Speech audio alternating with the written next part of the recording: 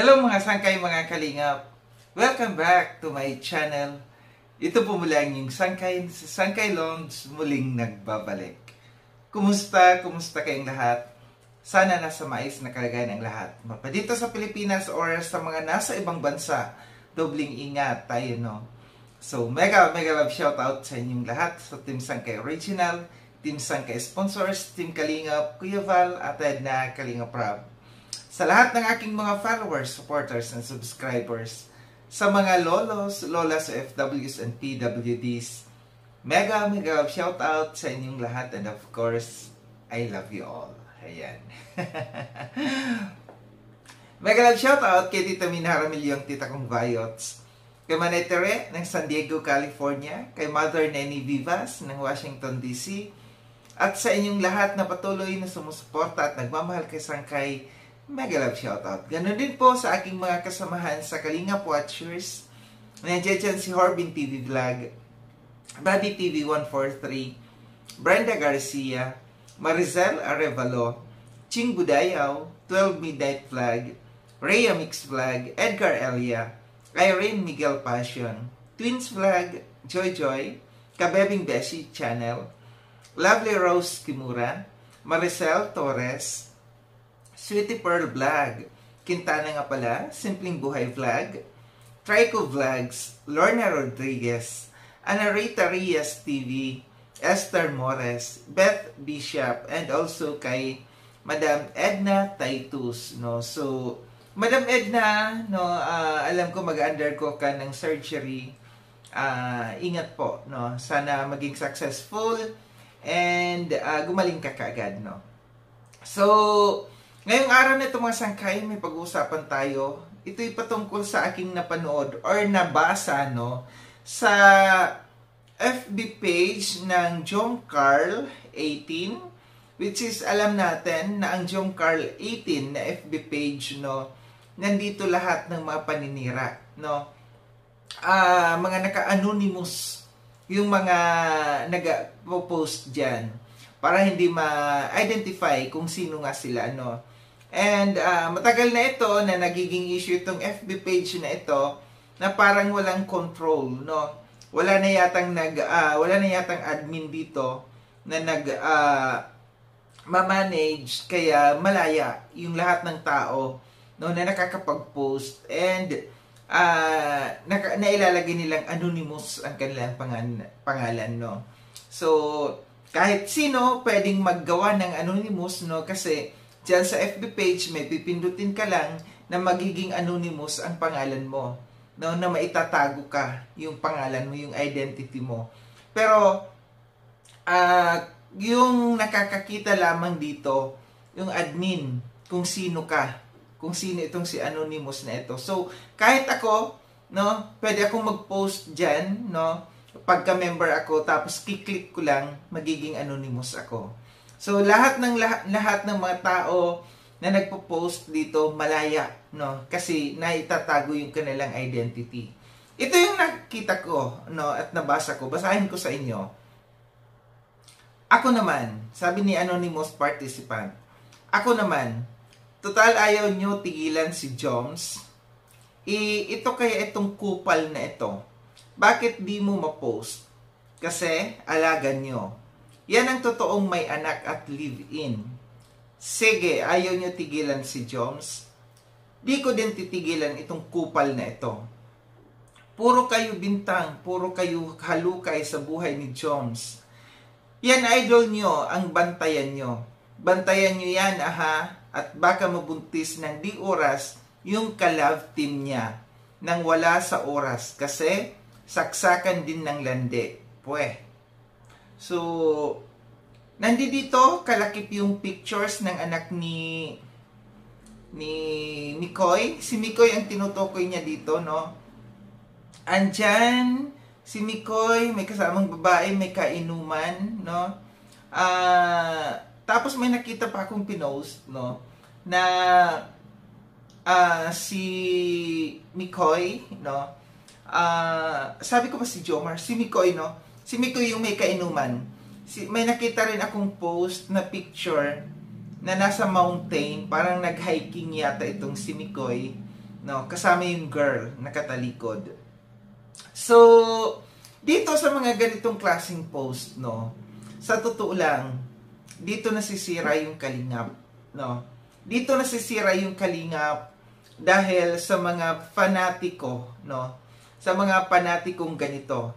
Na dito, malinaw, no, sa post na ito na pinagsasabong si Jomar at saka si Mikoy, no. So maka Jomar itong nag-post na ito and sinisiraan niya dito si Mikoy, no. So ito ba yung may katotohanan? Alam natin na may katotohanan na si Mikoy ay merong anak. Noon pa yan, hindi yan itinago, no. Hindi yan itinago na si Mikoy ay merong anak. Pero yung mga paninira, no, na may ka-live-in di umano, diyan tayo hindi sigurado. Pero kasi natandaan ko noon daw si Mikoy, no, nung nagkaroon ng nung wala pang love team, ipinapakita niya ito sa kanyang mga post, yung kanyang GF. Then nung nagkaroon ng love team, dinilit yung kanyang mga post doon sa kanyang girlfriend, no, or ka-live-in. Gaya ng sabi ko, dito nasisira ang kalingap, no, sa mga ganitong klaseng panatiko, yung mga nag-aaway-away. Alam naman natin na napupuna, no, ni Makagago itong love team na ito, itong ni Chris na ito. Dahil nga sa minor age, tapos may edad na itong lalaki, no. So dito unang napuna, no, ni Makagago yung kalingap. Then kung mabasa pa ito ni Makagago yung mga ganitong klaseng post, no, na malaman na si Mikoy ay merong anak, no, mas lalong magiging magulo, no. And ang ano pa dito, ang sa akin dito, yung bata, yung anak ni Mikoy nakakaladkad, no? Nakakaladkad dito, and makakaladkad dito kung lumala itong away na ito, nitong mga panatiko na ito na ikinukumpara si Mikoy at saka si Jomar. So, magiging kawawa yung bata dito. Hindi ko lang alam kung ito si Mikoy okay lang sa kanya na pagdating ng araw, no, yung kanyang anak makakaladkad dito. Dapat na pag-iisipan ito. Kasi sa ngayon pa lang, lumalabas at ipinapakita, no, yung anak niya. Dapat pinoprotektahan to kasi yung bata walang kinalaman, no. Sana lang, no, maayos itong mga kaguluhan na ito, and sana dito, no, wag idamay yung bata. Kung mayroong mang kompetensya between Jomar at saka kay Mikoy, no, hayaan nang silang dalawa lamang, no. Wag nang mandamay, wag nang idamay yung bata.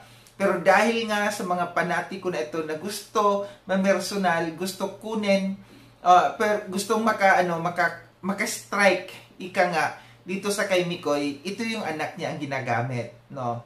So, pangit, no, pangit. Ito nga ba ay paninira, yung akin dito, ito ba ay paninira kay Mikoy? Well, malinaw na ito yung paninira kay Mikoy, no, dahil idinadamay yung bata. Kung meron man ka-live-in si Mikoy, no, darating din ang araw na malalaman natin kung meron nga or kung ito nga ba'y haka-haka. Kasi gaya dito, sabi niya, yang idol nyo ang bantayan nyo. Bantayan nyo yan, ha? At baka mabuntis ng di oras. Ito pa yung pangit kasi nadadamay dito yung ka-love team ni Mikoy, no, si Krista, na baka daw mabuntis ng di oras. Kasi alam natin na minor age talaga, no, 14 pa lang ito si Krista, no. Tapos ito yung mga banat dito, no. Tapos may sabi pa dito na wala sa oras, saksakan din ng lande.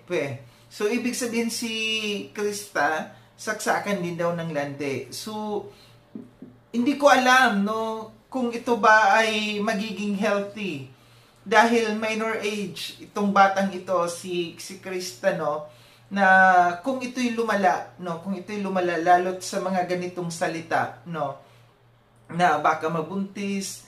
Ito yung kinatatakot ko talaga, No, ito yung ikinatakot ko kung patuloy at patuloy na magpo-post ng mga ganito, no? And patuloy na patuloy mabubutasan yung kalingap dito, lalo na kung mabasa ito ng mga kalaban, no? Ng mga kalaban, lalo na sina Makagago, no? So, dapat maging maingat tayo dito talaga sa kalingap, no? And alam ko rin naman, no, na itong mga ito, ang ginagawa lamang ng kalingap ay magpasaya. At hindi po makatotohanan yung mga sinasabi diyan, no, na magjowa-jowa. Kasi nga love team lamang ito. And alam naman ng kalingap, no, ang boundaries. Alam ng kalingap, no, ang ginagawa kung ano ang tama at saka mali. No, nga lang yung iba hindi lang maiwasan talaga dito sa mga panatiko na ito na pinagsasabong yung kanilang mga iniidolo. So, well, ang sa akin sana maaksyonan, no? Maaksyonan yung mga ganito. And alam ko rin naman, no, na parang ititigil pansamantala yata yung love team. Hindi ko lang sure, no.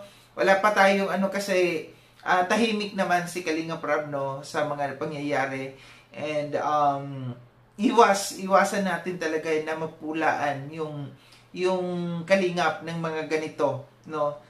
Naka-public kasi ito no, naka-public itong mga post na ito at hindi maaaring hindi ito makita ng mga kalaban ng kalingap.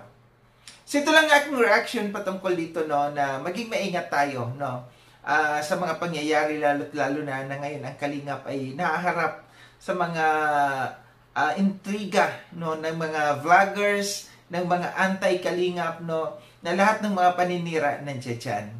Muli maraming salamat mga sangkay, no, sa panonood. Sa mga hindi pa nakapag-subscribe kay Sangkay Longs, subscribe nyo na po ako. Click yung notification bell para updated kayo sa lahat ng mga videos na aking gagawin. Like and share itong video na ito, mga sangkay. Kita-kits tayo ulit sa susunod na video na aking gagawin. Ingat kayo sa ang dako ng mudwang kinaroroon. Paalam ng mga sangkay, mga kalinga, paalam.